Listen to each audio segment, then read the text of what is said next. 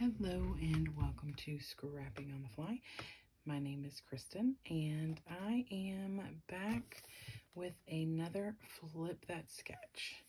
So I have done two different ones that I've posted, and I am enjoying taking a sketch and kind of flipping it one way or another or on its head. I've changed some shapes that are in the sketch to like floral cut out, fussy cut stuff.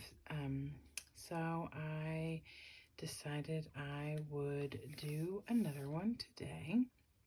The two that I have done have both been, I believe, two pictures. Each of them were both two pictures. And so I thought that I would do something a little different. So the sketch for today is this one, and it is created by Amy Alvis. I got it off of Pinterest, and it has four 4x6 pictures, some journaling, a title, looks like a base page, and then either a border, maybe just a border strip, and then like a scalloped border, and then another paper in the background. So looks like 2 layers, 2 borders, and then the 4 pictures. So I am going to turn it on its noggin like this. I don't know if I'll use scallops. I may use something a little different. I've got some border things in here that are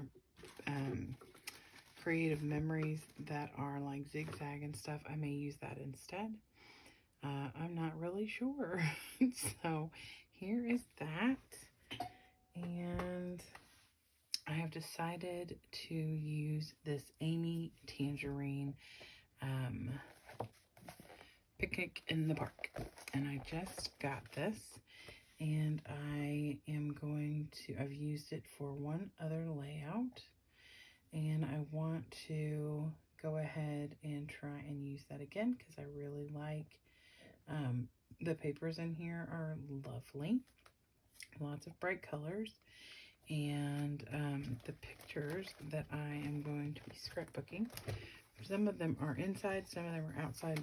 So they're a little darker. So I'm going to put all 4 of these on a page. I will be cutting them down some. Even though it does call for a 4x6, I'm not sure. I may still cut them down just a little bit.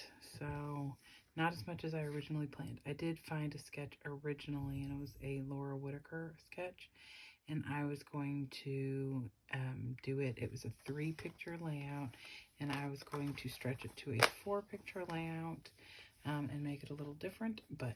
And then I found this one, and I like, I'll go back and use the Laura Whitaker one another time because it was a great sketch. So I'm going to flip through here in a minute and find some papers. I pulled 2 thickers out because I think I want to title it Think Family or Family Chill. I'm not 100% sure. But these 2 are some of my older thickers. And when I say older, I mean like I've had them for a month instead of a week. I also pulled these Amy Tangerine Brave and Bold. I don't know if the colors will go or not. And I'm not really sure if any of the stuff in here will work. But I figure if it's Amy Tangerine, I will go ahead and pull it out. And then I did pull out my Paige Evans. This is the Wanderlust. Nope, just Wonders. I can't even read. Ephemera pack. And there are a couple things in here that I think that I would like to use. So I went ahead and pulled that out. I do have plenty of other stash that I can pull. But this is what I'd like to try and stick with. And so I've got the sketch. I've got the pictures. I've got some paper and some embellishments. So hopefully we can make a page with all of this that we love. So let's get started. So the first thing I did was go through the paper pad and pick out the papers that I wanted to work with. So the first thing I decided was this is a picnic at my cousin's, and I don't do picnics like very often except for these family get-togethers, so I thought this was the perfect time to use that Life's a Picnic cut apart. So that's why I keep going back to that page to see what colors I can pull from that will work. So I end up with these two. One looks like a tablecloth, actually identical tablecloths that we use at my family's house. And the other one has little strawberries on it. And the little strawberries coordinate with the little cut apart that I had picked. So now I'm going through my borders and branding strips in this container to see if I can find one that I feel like would be a good fit for the bottom of my page. So the sketch has a thin border strip and then a scalloped border strip. And so I want to make sure that I get both of those things and that they are going to cooperate and work with the page. I don't mind if it is different, like the pattern. I just want it to coordinate somewhere with something on the page. So I pulled a couple of different things out, and I have some in there that came from this Amy Tangerine, a day at the park or picnic in the park. Now, like I've already forgotten what it was called. And so I pulled a couple of those out, and when I decided I did not like the 2 or 3 that I had, I went through the book to look at just the branding strips.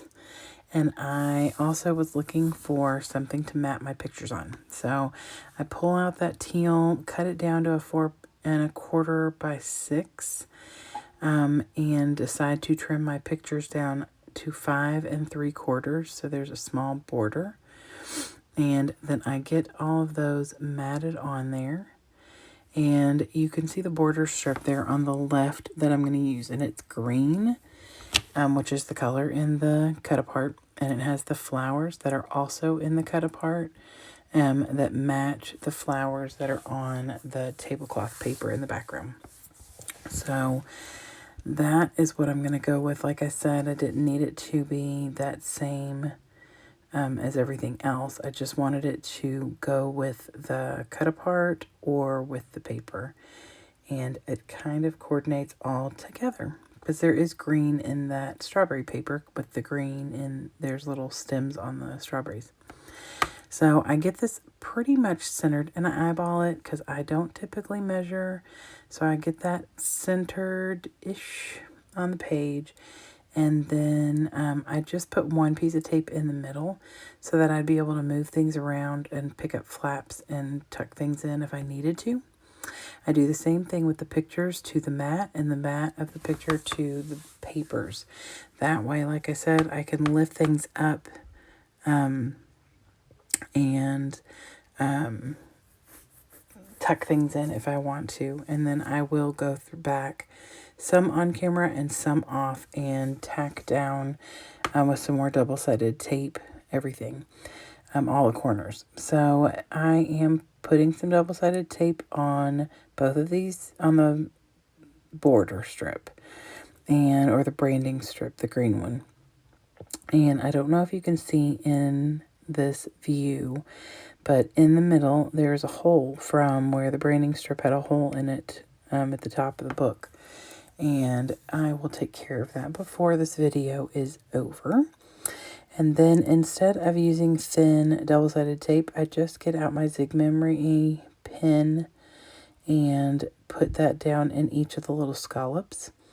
And then I tuck that right below the border strip or the branding strip. And so far, I am pretty much sticking to the sketch once I turned it on its side. So I am now picking the double-sided tape off the back of the double pictures that are on the bottom. And I really love the way that this turned out. I was a little concerned with getting all 4 of these pictures on the page not looking crowded. but really it is not crowded at all. I think that it's a full page. There's lots of things to look at, but I really love how it worked out. Now, your pictures are going to have to be specific, or at least, not be, the focus of your picture cannot be the whole 4x6. You can't tuck pictures like this if that's the case. But because we were all sitting around and there was a lot of open space, I could do this tucking and, covering, and the point of that third picture is, down in between my brother-in-law and my aunt. But if your picture was like up close selfies, that's not going to work. So this definitely would work for lots of different layouts and different pictures. So I am now putting some foam. It is fun foam from Walmart on the back of my Life's a Picnic cut apart. And I decide that I want to mat it on some black because the only other black is in the border strip at the bottom.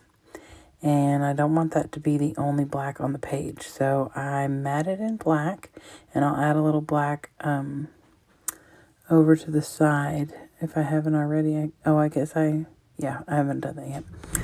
And so I mat that in black so it stands out. And I just put it over the sides of the pictures. I was going to originally tuck it and decided I wanted it on fun foam. And so I put it above the pictures. And I think that's great because it takes away like that. There was a white chair that's right there that was not needed. So I go through my ephemera pack and I am going to find this, it says memo on the top of it, but I am going to tuck that into where memo is not seen. I mean, it would be fine because it is a memo. It's a little note I'm writing about our day, but it isn't necessary. So, and then I go through the Amy Tangerine Brave and Bold collection. And, I am marking on the back of my ephemera pack what I use so I don't go looking for something later and it's not there. I learned that from someone on YouTube and I thought, oh my gosh, that is an amazingly smart idea. So that is exactly what I do. I will mark through the back of a package like that, unless it's big enough for me to be able to cut it out and use. But most of these ephemera packs are pretty small. So I get the Amy Tangerine Brave and Bold collection out, and it's a sticker pack, and I'm just flipping through looking for anything that I could use in here for just a little extra. So I pick this Good Memories sticker, and these are clear stickers. So I initially put it down right there above the pick right there where I'm putting it now, and it disappears into the page. So I decide that I'm going to back it on black, which brings that black in there one more time. So now it's kind of like there's a triangle of black on the page, and I fussy cut around it and tuck that in there. And I wanted to make sure that the pictures were double side taped down in the corners before I put that down. So I get that taken care of, tuck it in there, and now I have, like I said, a triangle of the black. And I have some little bits and pieces right there on the middle of the right. And the the title, which is that cut apart, Life's a Picnic, over there on the left. So now I am I was originally going to get out my red stickles and fill the holes in on that journaling square or the journaling space, but I decided to get my Park Lane gemstones out and put those down. I used red since that seems to be the predominant color I'm working with. I put 4 of them there, and then I get out my red knockoff Muji pen and make a little journaling note about us getting together for the July and August birthday, and that we had a salad and potato bar and a Claire and broken glass cake for dessert. And then I get my stack of mostly thickers, but I also have like some Vicky Bouton and Pink Fresh Studio and some stickabilities. Just a hodgepodge, but a big portion of the stack is American Crafts Thickers. And I pick from the, let's see, what is it called? Oh, Pick Me Up. I get a green heart that is almost the same as the strip of green at the bottom. It's not exactly, like the flowers aren't exactly the same, but they're little and you can't tell. And I tuck that in up at the top where the top two pictures are connected on the right. And you can't really see it in the video because it's green, but it's also covering like a little empty cup. And then I got a little blue heart, and I put that above the good memories. And then I get my blue stickles out and put 3 little dots in 3 different places. And then I'm pointing out that there's a little hole from that branding strip. And I get a little double-sided tape and a heart from that same collection, the Pick Me Up collection from American Crafts. And I just put that right there. And it's the blue that is in the journaling square.